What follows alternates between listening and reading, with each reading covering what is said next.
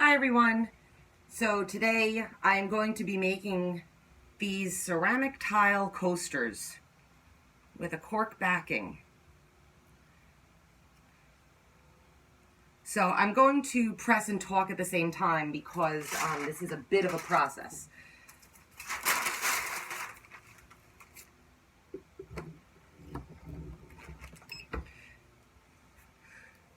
So I just bought these blank ceramic tiles from Lowe's, 15 cents each. Cool, right? They are not sublimatable by themselves.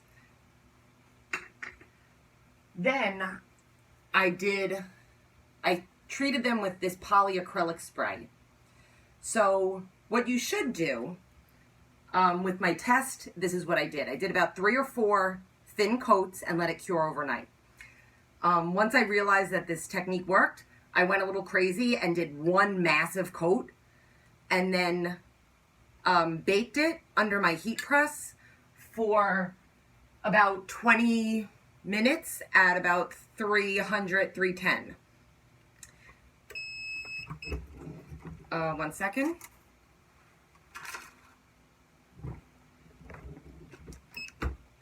So once they were totally dry, I took my sublimation print. Oh, I'm gonna lose track. Took my sublimation print and I wrapped it around my tile and I taped it just like that. Okay, so make sure there's no moving, make sure every little edge gets covered.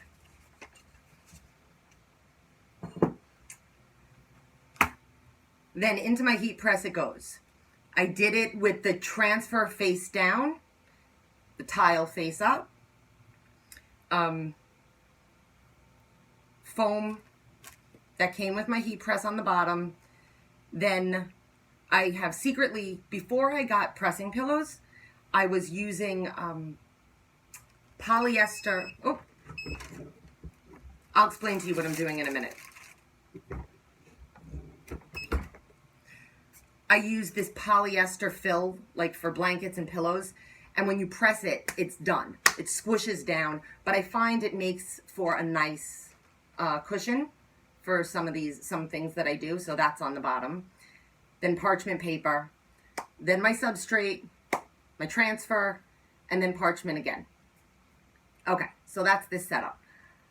I am pressing at 365 at 40 seconds 6 times.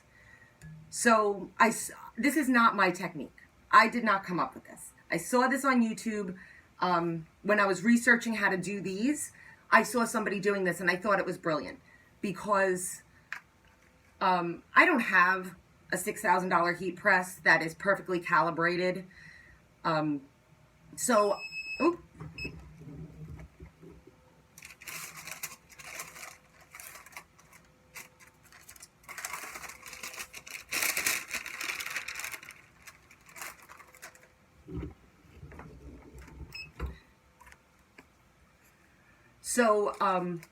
You know, I might have high spots and low spots or whatever. So what she did was she broke up her time into increments and turned it every time to make sure that everything was getting evenly heated and even pressure throughout the entire process. So this has worked phenomenally for me. I don't know if it would work with soft substrates like a t-shirt, but for this, it's working out great. And I have tried it with some other things like metal and wood, and it does work really well. Okay, so that being said, right now I'm doing what I say 365, 40 seconds, 6 times.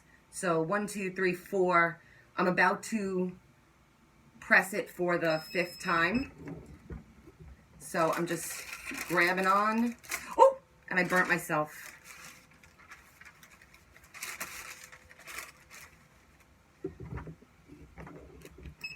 So that 1, 2, 3, 4, 5. I got to write it down, otherwise I'll forget as I'm talking. So this is my 5th press. So once it comes out, it's going to be incredibly hot, like super duper hot. I literally take the entire thing and walk it to my fan, and I let it sit in front of my fan for a little while until I'm ready to peel it off and get off the paper. So I can show you, this is what the paper looks like when it comes off. A lot of ink comes off onto this polyacrylic spray. So then when you peel it off, I'll show you when this comes out, I'll switch them.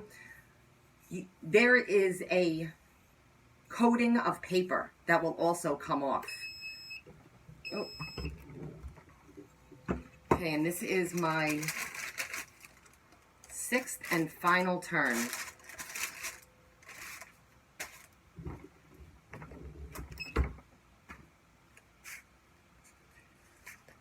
So there's a coating of paper that'll come off on this.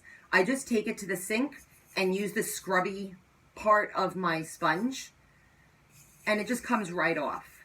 And you can see how beautiful and vibrant these are. Sublimation ready tiles probably come out more vibrant than this. So what I'm going to do, I tried doing a coat of Mod Podge. I tried doing a clear coat, like a spray sealer, and I'm not happy with, it looks good, but it doesn't feel nice and soft. It has more of a velvet feel, which is very interesting. Actually, it is kind of interesting. It has a velvet feel to it now. That is sort of interesting. So I may continue with that. I have to let it sit and fester and decide if I like that. Otherwise, what I'm going to do is I also do resin work, so I might do a super thin coat of resin over the top. I haven't decided yet. So I'm just going to take this over to my fan and show you what it looks like when you peel the paper off.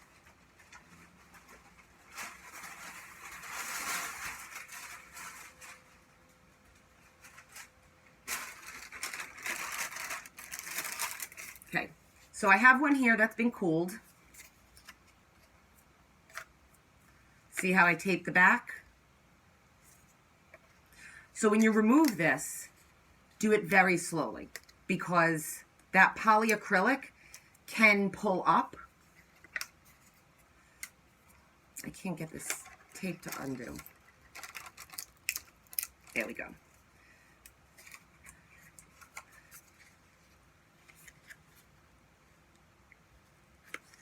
But definitely peel it cold and slowly. It's fine if, like, you will not get the paper up. So don't even try. Just try and get this main paper off. And also, I don't peel straight up. I peel backwards. See how I'm peeling this way?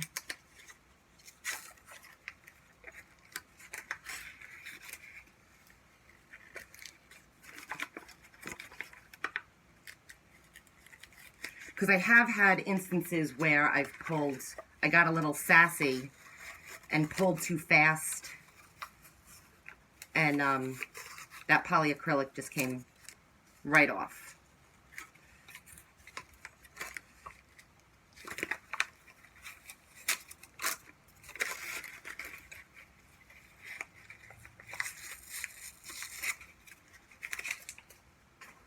So this is what it looks like. Right? A little scary, but you can see some parts where it came off really nicely. I mean, this one is literally, I just now took it into the kitchen and scrubbed it a little bit, and this is what it was when it came off the press. So I'm calling this a super duper win, and I'm going to make an entire set of these in white, red, black, and silver. And yeah. So, oh, and you know what I didn't tell you is the edges. So when you buy them, it's an unfinished edge and unfinished bottom, obviously. So I have these paint pens. They're just calligraphy paint pens. I'm sure any paint pen will work, but I wanted this metallic, and I happened to find it on sale. So I just painted the edges with a pen. And now it looks finished and professional and ready to sell. All right. I hope you like this, and please leave any questions or comments for me, and I will try and answer them. And I hope that you go out and do this. It's a cheap, fun, easy project. The tiles were 15 cents. The polyacrylic, I think, is about $7 or $8. These paint pens I got on sale for Black Friday, but I don't think they were that much. And 4 sheets of that cork I got at Michael's with a coupon for $6. So good luck. And let me know how you guys do. All right. Have a great day.